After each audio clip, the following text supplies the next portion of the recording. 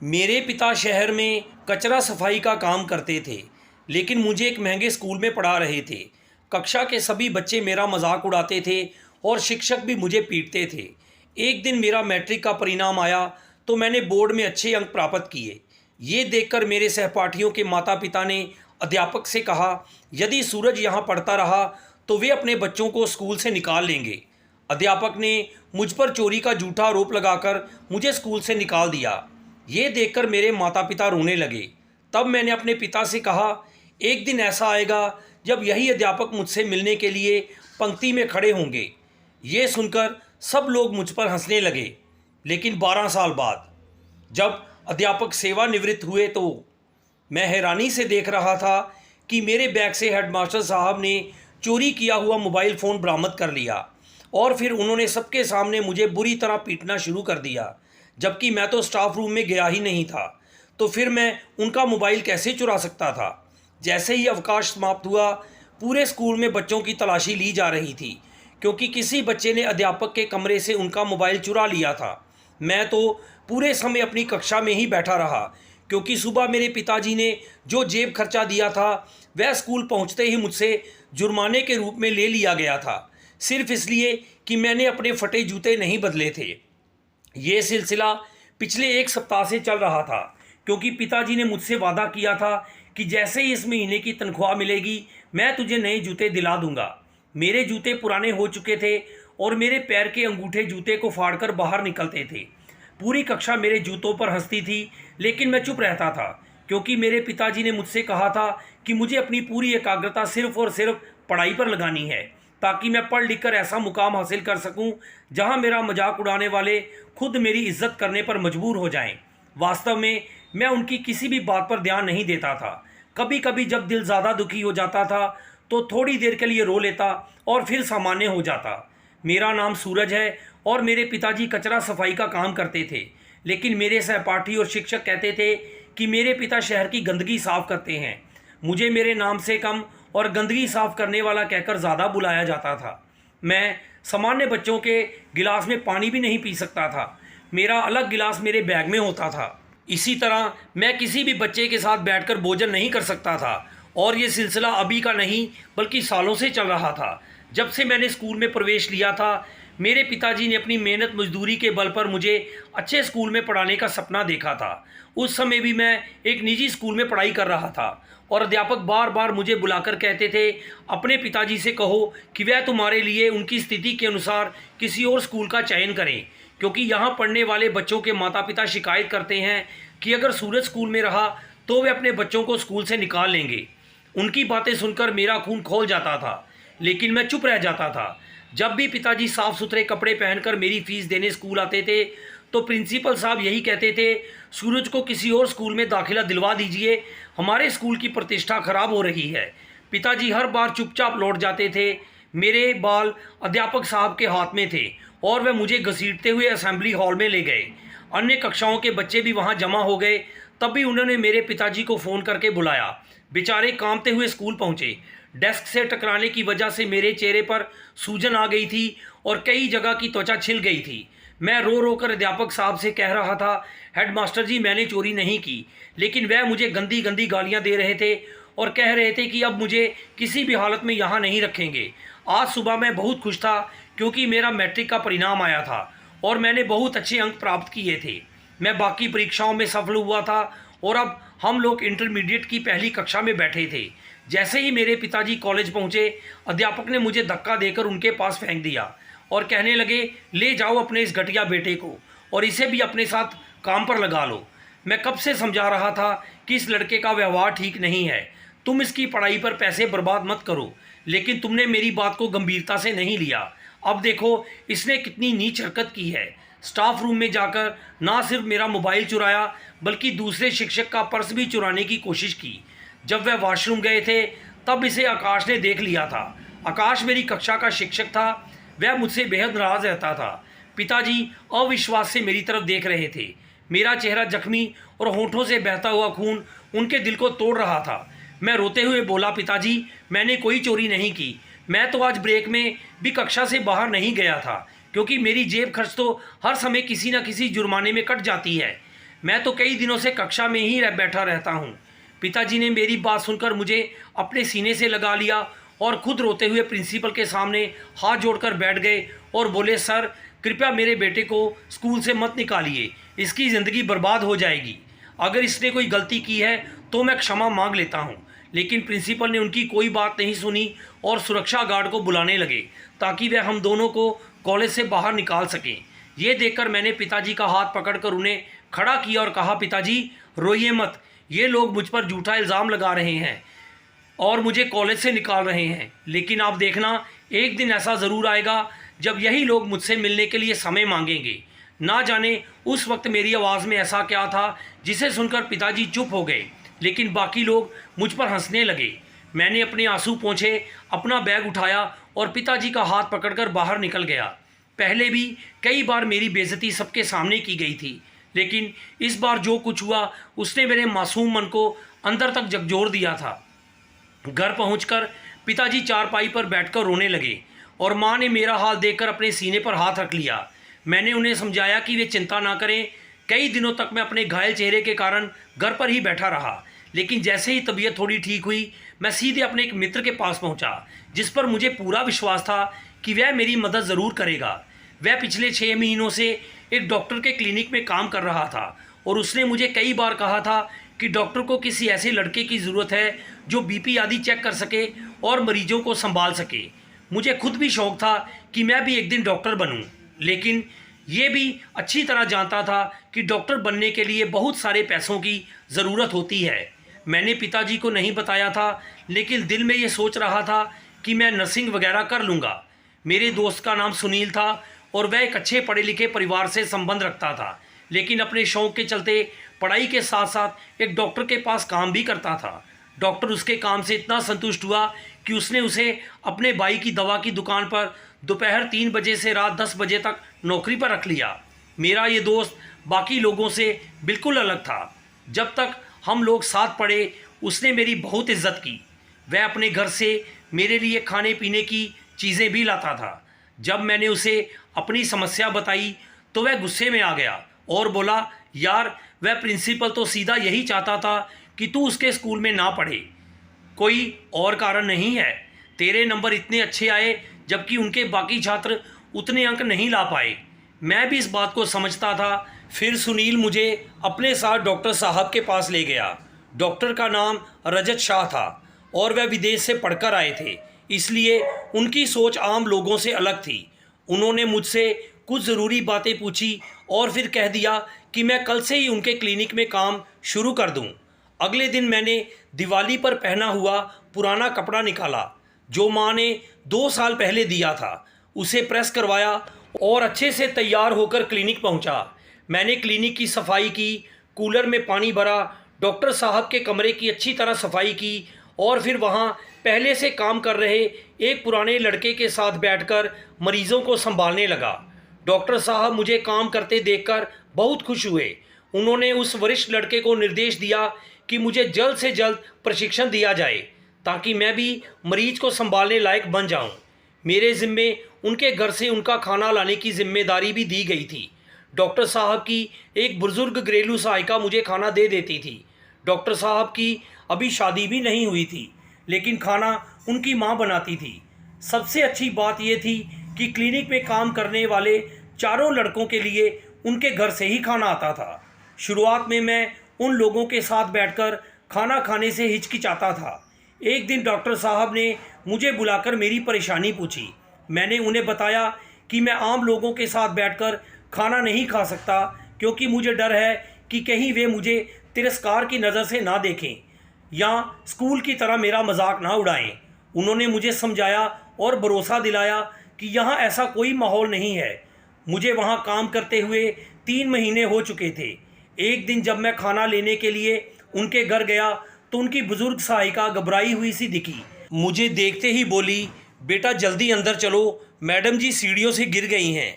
ये सुनकर मैं भागता हुआ अंदर गया। उनके सिर से तेज़ खून बह रहा था। उसी दिन डॉक्टर साहब को एक ज़रूरी मीटिंग के लिए सुबह ही बड़े अस्पताल जाना पड़ा था और वह अभी तक नहीं लौटे थे। मैंने तुरंत निर्णय लिया और फ़ौरन एम्बुलेंस को कॉल किया। जब तक एम्बुलेंस पहुंची, मैंने प्राथमिक उपचार के तौर पर उनके सिर पर पट्टी बांधी। मुझे जब ये पता चला कि उन्हें शुगर की बीमारी है तो मैंने तुरंत मशीन लगाकर उनका शुगर लेवल चेक किया। उनका शुगर लेवल बेहद खतरनाक रूप से गिरा हुआ था। मैंने तुरंत सहायिका से कहा कि वह जूस बनाकर लाएं। करीब 20 मिनट में एम्बुलेंस पहुंची। वहां मौजूद एम्बुलेंस कर्मियों ने भी ये देखकर सराहना की कि मैंने समय पर समझदारी और सूझबूझ दिखाई। मैंने घर के नंबर से ही डॉक्टर साहब को कॉल करके सूचित कर दिया था। वह घबरा गए और तुरंत उस अस्पताल की ओर रवाना हो गए जहां मैं उनकी माताजी को लेकर जा रहा था। जब तक डॉक्टर साहब नहीं पहुंचे, मैंने मैडम का बहुत अच्छे तरीके से ध्यान रखा। डॉक्टर साहब अपनी मां से बहुत प्रेम करते थे क्योंकि उनके पिता ने उनके बचपन में ही दूसरी शादी करके पहली पत्नी को तलाक दे दिया था। जब डॉक्टर ने उन्हें बताया कि अगर सूरज समय पर जूस ना पिलाता तो उनकी तबीयत और बिगड़ जाती, ये सुनकर वह मुझे गले लगाकर रोने लगे। मैंने पहली बार लोगों का ऐसा रूप देखा था जहां एक मामूली इंसान को भी इंसान समझा जाता है। मैं खुद भी डॉक्टर साहब को गले लगाकर रो पड़ा। ये मेरी ज़िंदगी का सबसे अहम मोड़ था। डॉक्टर साहब और उनकी माताजी अब मुझे अपने बच्चों से भी अधिक स्नेह देने लगे थे। डॉक्टर साहब पहले से ही मेरी स्थिति से परिचित थे, लेकिन जब उनकी माताजी को मेरे बारे में सब पता चला तो उन्होंने डॉक्टर साहब से कहा, बच्चे का पढ़ाई में रिकॉर्ड इतना अच्छा है, वह पढ़ने योग्य बच्चा है, वह मुझे पढ़ाना चाहती थी। वह दिन मेरे लिए ऐसा था जैसे किसी अंधे को अचानक दृष्टि मिल गई हो। उन्होंने मेरा दाखिला करवाया और मैं बाकायदा कॉलेज जाने लगा। तभी मेरे मन में एक विचार आया कि मुझे डॉक्टर बनने की बजाय ऐसा कोई ताकतवर पेशा अपनाना चाहिए जिससे मेरे पास इतना अधिकार हो कि लोग मुझसे डरें भी और मैं अपनी पहचान से भी छुटकारा पा सकूं। जो लोग मुझे सफाई कर्मी, गंदगी साफ करने वाला या नीची जाति का व्यक्ति कहते थे, मैं चाहता था कि ये लोग भी मुझे सम्मान से देखें।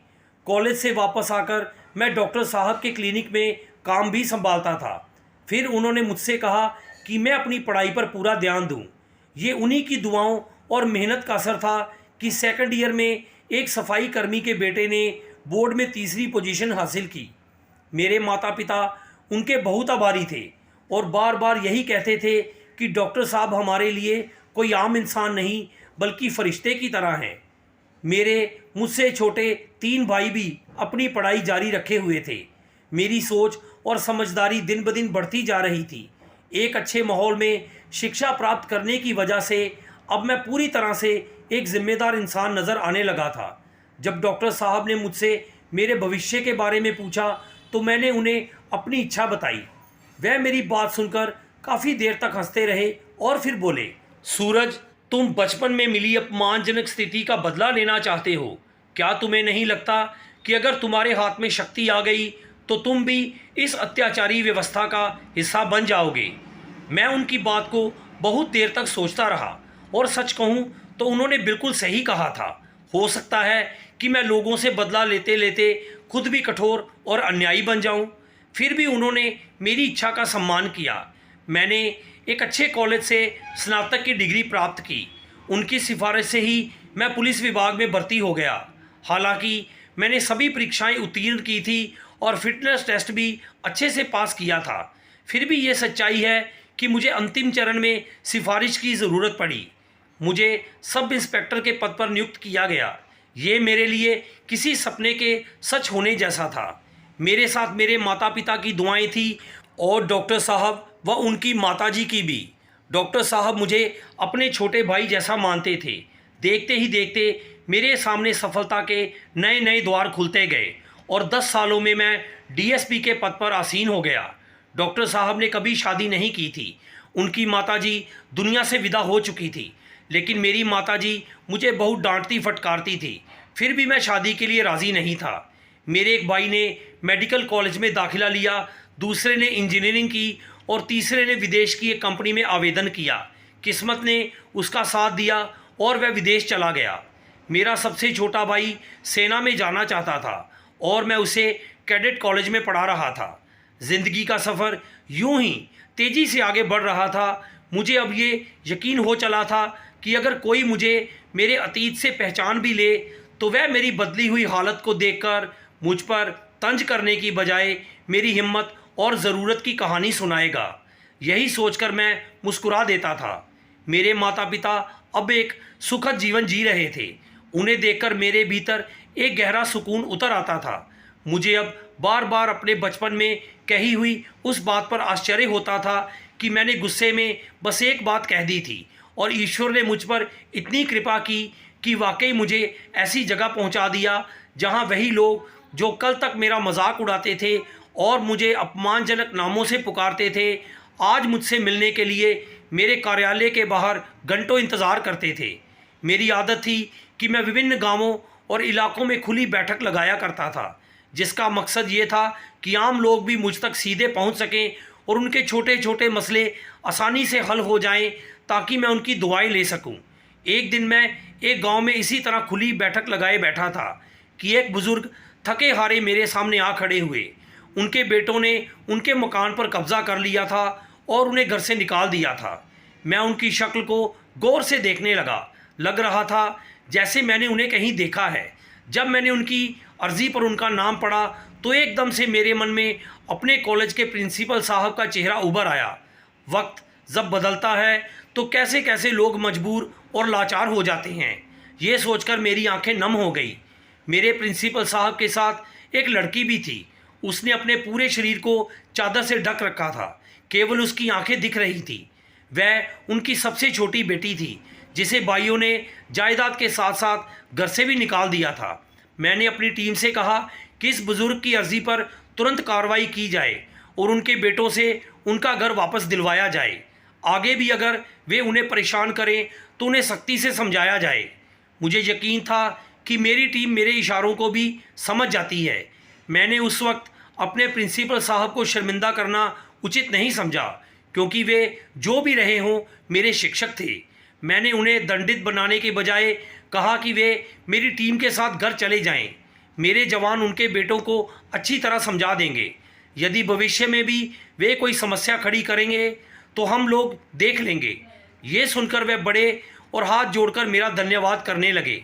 उन्होंने कांपते हाथों से अपनी कमीज की जेब से कुछ मुड़े तुड़े नोट निकालकर मेरे सामने रख दिए और कहा, बेटा, इसे मेरी तरफ से एक छोटा सा तोहफा माँ को दे देना। उनकी ये हरकत देखकर मैं ज़ोर से हंस पड़ा। फिर चुपके से उनके कान के पास जाकर बोला, सर, मैं ये पैसे तो ले लूँ, लेकिन फिर आपने कहीं आरोप लगाकर सबके सामने डांटना मारना शुरू कर दिया तो। मेरी बात सुनकर वह एकदम से चौंक गए और अपनी आंखों को ज़ोर से खोलकर मुझे पहचानने की कोशिश करने लगे। मैंने उनकी मुश्किल आसान कर दी और धीरे से कहा, हेडमास्टर जी, मैं वही सूरज हूँ जिसका पिता गलियों में सफाई का काम करता था और आप जैसे लोगों की गलियाँ साफ करता था। मेरी आवाज़ अनचाहे ही थोड़ी सख्त हो गई थी। ये सुनते ही प्रिंसिपल जी के चेहरे पर डर और शर्म की लकीरें उभर आई। मैं उनका हाथ थामकर बोला, मास्टर जी, घबराइए मत। ये बात बस आप और मैं जानते हैं कि हम एक दूसरे को पहले से पहचानते हैं। मुझे मालूम था कि उन्हें ज़रूर ये डर सता रहा होगा कि कहीं मैं सालों पुराना बदला उनसे ना ले लूं। फिर उनकी बेटी उन्हें लेकर वापस चली गई। मैंने अपनी टीम से विशेष रूप से कहा कि इन बुज़ुर्ग का खास ध्यान रखा जाए, क्योंकि ये शिक्षा से जुड़े रहे हैं और समाज में एक शिक्षक का सम्मान सबसे महत्वपूर्ण होता है। मोहल्ले के लोगों ने बताया कि इससे पहले भी उनके नालायक बेटे उन्हें कई बार पीटकर घर से बाहर निकाल देते थे, लेकिन इस बार तो उन्होंने हद ही कर दी। उन्होंने अपनी बहन को भी पिता के साथ घर से बाहर खड़ा कर दिया। उन बेटों में से एक कुछ ज़्यादा पढ़ा लिखा था और एक निजी कंपनी में काम करता था, जबकि दूसरा बेटा एक निजी स्कूल का प्रधानाचार्य था। मैंने उन्हें अलग से बुलाकर अपने तरीके से विशेष रूप से समझाया और उन्होंने मुझसे वादा किया कि वे दोबारा अपने पिता को परेशान नहीं करेंगे। मैं ये बात लगभग भूल ही गया था जब लगभग 15 दिन बाद अचानक मेरे एक कर्मचारी ने मुझे सूचना दी कि कोई सज्जन आपसे मिलने आए हैं। उस समय मैं अपने निवास स्थान पर था। जब मैंने उन्हें अंदर बुलाया तो देखा कि वही बुज़ुर्ग और उनकी बेटी थी। उनके हाथों में फल और मिठाई थी और वे मेरा धन्यवाद करने आए थे। मैंने उन्हें सम्मानपूर्वक बिठाया और अपनी माँ से भी कहा कि वह जाकर उनसे मिले। प्रिंसिपल महोदय मेरे सामने हाथ जोड़कर बैठ गए और मुझसे माफ़ी मांगने लगे। बेटा, मैंने तुम्हारे साथ बहुत गलत किया। मैं क्या करता। उस समय मुझ पर भी दबाव था और मुझे डर भी था कि अगर तुम पढ़ाई में इसी तरह अच्छे अंक लाते रहे तो जो लोग हमारे नियमित दाता हैं वह नाराज़ हो जाएंगे कि हमने एक गरीब लड़के को उनके बेटे पर प्राथमिकता दी। इसलिए मेरी मजबूरी थी कि उस दिन मैंने तुम पर झूठा आरोप लगाया और फिर तुम्हें स्कूल से निकाल भी दिया। ये सारी बातें करते हुए उनकी नज़र लगातार नीचे झुकी हुई थी। उनकी बेटी निशा के चेहरे पर आज कोई नकाब नहीं था। जब मेरी उस पर नज़र पड़ी तो एक पल के लिए ऐसा लगा जैसे दुनिया ही थम गई हो। फिर मैंने आदरपूर्वक अपनी नज़रें झुका ली। मैं नहीं चाहता था कि अपने शिक्षक की बेटी को टकटकी लगाकर देखूं। मैंने उन्हें और कुछ कहने से रोका और कहा, सर जी, उस दिन अगर आपने मुझे इस तरह अपमानित करके ना निकाला होता तो शायद मैं केवल 1-2 साल तक अच्छे अंक दिला पाता, लेकिन इस मुकाम तक पहुंचना मेरे लिए संभव ना होता। मैंने उन्हें डॉक्टर साहब से अपनी मुलाकात के बारे में बताया और ये भी कि ये सब उनकी और उनकी माताजी की कृपा से हुआ। मेरी माँ ने उस पिता पुत्री के लिए भोजन की व्यवस्था कर दी। उन्होंने बहुत मना किया लेकिन मेरी माँ ने आग्रह किया और अंततः वे भोजन के लिए राजी हो गए। मेरी नज़र बार बार उस लड़की की ओर जा रही थी। ना जाने क्यों ऐसा पहले कभी मेरे साथ नहीं हुआ था। शायद मेरी माँ ने मेरी चोरी छुपे देखती नज़रें पकड़ ली थी। माँ ने जब निशा से पूछा कि उसने कितनी पढ़ाई की है तो उसने बड़े सहज अंदाज में उत्तर दिया कि वह MBA के अंतिम वर्ष में है। माँ ने सीधे उसके पिता से पूछा, आपने अपनी बेटी की शादी की कोई बात पक्की की है या अभी तक ये अकेली ही है? तो प्रिंसिपल साहब ने चौंक कर मेरी माँ की तरफ देखा और फिर कहने लगे, अभी तो कहीं भी कोई बात तय नहीं हुई है क्योंकि इसके भाई इसकी पढ़ाई पर होने वाले खर्च को फिजूल खर्ची मानते हैं। शादी की तो कोई सोच भी नहीं रहा। उनके लहजे में उस वक्त इतनी गहराई और सच्चाई थी कि मेरा दिल भी अचानक भर आया। एक पिता अपनी बेटियों से कितनी मोहब्बत करता है, मैं इस बात को भली भांति समझ सकता था। मैं अपनी माँ की मंशा जानता था, इसलिए मैंने उन्हें आंखों ही आंखों में समझाने की कोशिश की, लेकिन उनके चेहरे पर छाई गंभीरता देखकर मैं चुप रह गया। मैं नहीं चाहता था कि किसी की मजबूरी का फ़ायदा उठाऊं। बहुत सी लड़कियां खुद ही मुझसे शादी की इच्छा जता चुकी थी, लेकिन मैंने कभी किसी की ओर बढ़ने की कोशिश नहीं की क्योंकि मैं चाहता था कि अगर मेरी ज़िंदगी में कोई आए तो वह ऐसा हो जिसे मेरे अतीत की भी समझ हो। साथ ही मेरी एक विचित्र ख्वाहिश थी कि कोई भी मुझे मेरे अतीत के सहारे अपनाने की बात ना करे। वे लोग वहाँ तक रिक्शा में पहुँचे थे, लेकिन मैंने अपने ड्राइवर से कहकर उन्हें सरकारी गाड़ी से उनके घर भिजवा दिया। उस लड़की की गंभीरता ने मुझे बहुत प्रभावित किया। उनके जाने के बाद माँ फिर से पीछे पड़ गई और कहने लगी, सूरज, अब बस करो, अपनी ज़िद छोड़ दो। मैं बूढ़ी हो गई हूँ, कब तक तुम्हारी जिम्मेदारी उठाती रहूँगी। सारी उम्र काम करते करते निकल गई। भगवान ने मुझे कोई बेटी नहीं दी जो मेरे पास बैठकर 2 पल सुकून दे देती। 4 बेटे दिए और चारों के चारों इतने निकम्मे हैं कि काम धंधा होते हुए भी अब तक कुंवारे बैठे हैं। माँ ने आखिर में एक पारंपरिक माँ की तरह रोना शुरू कर दिया। मुझे माँ की इसी आदत से डर लगता था। मैंने आखिरकार सारी जिम्मेदारी उन्हीं पर छोड़ दी और खुद को अलग कर लिया। रात को मैं अपनी स्टडी में बैठकर अपनी गुजरी हुई ज़िंदगी के बारे में सोचता रहा। धन और पद इंसान की जाति, वर्ग और उसकी तमाम कमज़ोरियों को ढक देता है। एक गहरी सांस भरकर मैंने भगवान का शुक्र अदा किया कि उसने मुझे मेरी हैसियत से कहीं अधिक नवाजा। कुछ ही दिनों में माँ ने निशा के पिताजी से बात की। उन्होंने तो जैसे पहले से ही रजामंदी दे रखी थी और तुरंत हाँ कह दी, लेकिन मैंने माँ से कहा कि मैं निशा से उसकी रजामंदी लिए बिना शादी नहीं करूँगा। फिर मैंने उससे बात की और अपने बारे में एक एक बात बता दी। उसके जवाब में उसने एक ऐसी बात कही जिसे सुनते ही मैंने पल भर में फैसला कर लिया कि यही लड़की मेरे नसीब की हकदार है। वह कहने लगी, आपको पहले भगवान ने कठिनाइयों से गुजारा ताकि बाद में आपको श्रेष्ठ चीज़ों से नवाजे। अब अगर आप मुझे अपनी ज़िंदगी में स्वीकार करते हैं तो मैं इसे अपनी खुशकिस्मती समझूंगी। 1 महीने बाद हमारी बहुत अच्छे से शादी हो गई। निशा के पिता बड़े गर्व से लोगों को मेरा परिचय करवाते रहे कि ये मेरा बहुत ही मेधावी छात्र था जो आज अपनी मेहनत और ईश्वर की कृपा से इस मुकाम पर पहुंचा है। मैं लोगों के चेहरे देखता रहा, मुस्कुराकर सबकी बधाइयाँ स्वीकार करता रहा, निशा मेरी ओर देखकर शर्मीले अंदाज में मुस्कुरा रही थी। मेरे माँ बाप और मेरे तीनों भाई बहुत खुश थे और मैं खुद भी बहुत संतुष्ट था। निस्संदेह ईश्वर सबसे श्रेष्ठ पालनहार है, जो अपनी दृष्टि के हर दुख पर अपनी कृपा का मरहम अवश्य लगाता है। बस इंसान को धैर्य रखना चाहिए। तो दोस्तों, आपको ये कहानी कैसी लगी कमेंट बॉक्स में ज़रूर बताएं। कहानी को लाइक, शेयर और चैनल को सब्सक्राइब करना ना भूलें। धन्यवाद।